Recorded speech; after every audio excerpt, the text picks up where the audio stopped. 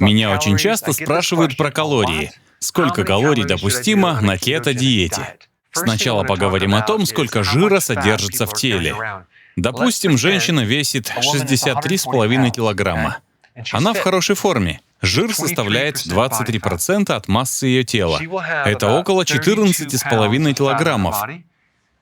То есть в ее теле запасено более 100 тысяч калорий. И она в форме. Это довольно-таки большой запас калорий. Если у нее ожирение, то жир в ее теле составляет 39%, а может и больше. На 63,5 килограмма придется более 27 килограммов жира. В ее теле содержится немногим меньше 200 тысяч калорий в виде жира. Понятно? Мужчина 77 килограммов, 16% жира, он в форме. Чуть более 12 килограммов жира. В жире, который есть в его теле, запасено практически 100 тысяч калорий. В теле, которое в хорошей форме, много жира. Прошу прощения, потенциальных калорий. Все время. Допустим, у него ожирение, масса жира 27%. Значит, в его теле почти 21 килограмм жира. А это значит, что энергетический запас его тела более 160 тысяч калорий. Теперь о скорости основного обмена веществ. Это количество калорий, сжигаемых в спокойном состоянии для поддержания жизнедеятельности. Не во время спорта, а во время отдыха. Допустим, например, что ваша скорость 2000 калорий в день. И вам просто нужно уменьшить количество калорий всего на 500 калорий в день. Полкило жира — это около 3500 калорий. Делим на 500. Получается, за неделю вы похудеете почти на полкило, просто сократив калории. Звучит логично и разумно. Но на самом деле это не работает. Почему? Потому что есть разные переменные.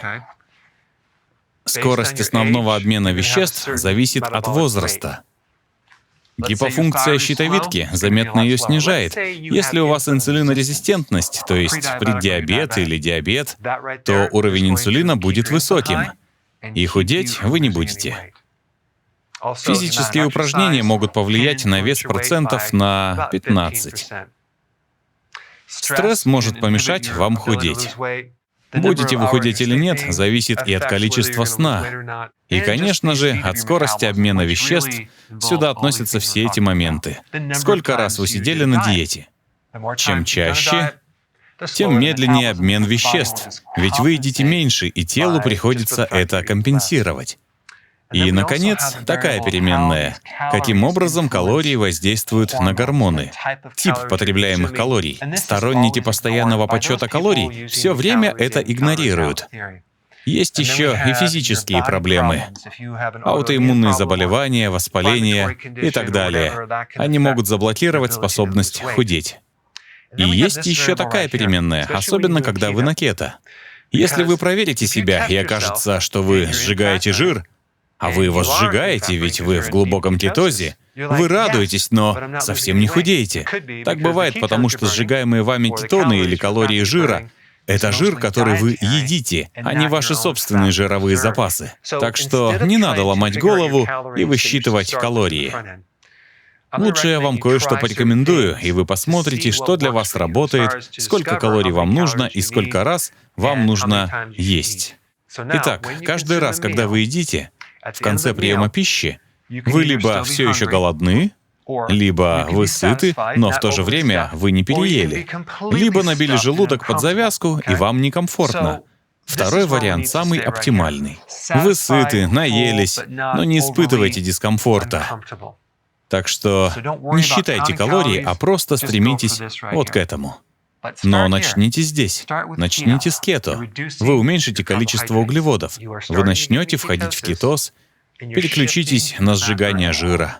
Многие люди избавляются от лишнего веса уже за счет лишь этого, просто сокращая углеводы. Обычно это мужчины, у женщин больше эстрогена. Но суть в том, чтобы начать здесь, и если надо, добавлять следующие шаги. Второе. Исключите перекусы. Можете есть 3 раза в день, главное без перекусов. Не помогает? Ешьте 2 раза в день. Без завтрака 2 раза в день и начните уменьшать перерыв между приемами пищи. Для многих это идеальный вариант. Хорошо? Но если результатов нет, тогда идем дальше. 1 прием пищи в день. Отлично подходит многим из тех, кому за 40 или за 50. Многие на этом режиме добиваются больших успехов и достигают цели. Но не начинайте с этого режима. Если это не помогает, идем дальше. 1 прием пищи через день. Ведь в теле у некоторых содержатся очень большие запасы энергии.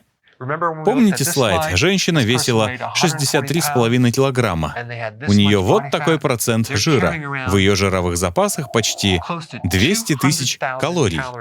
Если человек вдвое тяжелее и весит 127 килограммов, посчитайте, это ведь почти 400 тысяч калорий, которые содержатся в жире.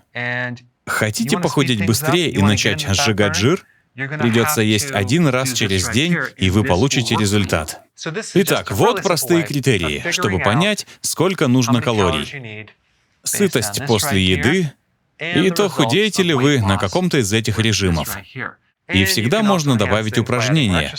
Питательные вещества, улучшить сон, понизить стресс — это полная формула. Прямо сейчас я работаю над созданием кето-калькулятора. Там будут многие из этих переменных. Идеальным он, конечно, не будет, но идею вы получите. Я хочу добавить в него кое-что из этого, чтобы вам было легче разобраться. Спасибо за просмотр и не пропустите выход этого калькулятора. Если вам понравилось видео, пожалуйста, подпишитесь на канал, чтобы не пропускать новых видео.